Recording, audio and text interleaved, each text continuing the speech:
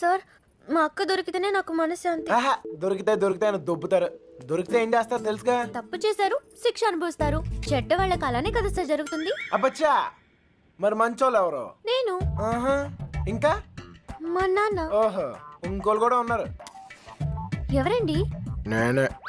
అయితే నా బాధ మీకు ఈజీగా అర్థమవుతుంది.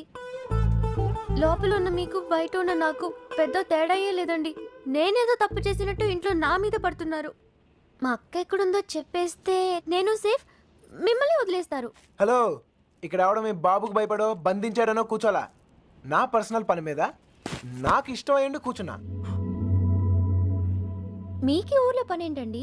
వంగుంటాయి ఆడులతో మాట్లాడరా. ఆగండ్రా, మగాళ్ళతో ఎలాగో మాట్లాడలేం. పనేంటో చెప్పండి, చేసేద్దాం. నాకు మీరు, మీకు నేను సాయం చేసుకుందాం.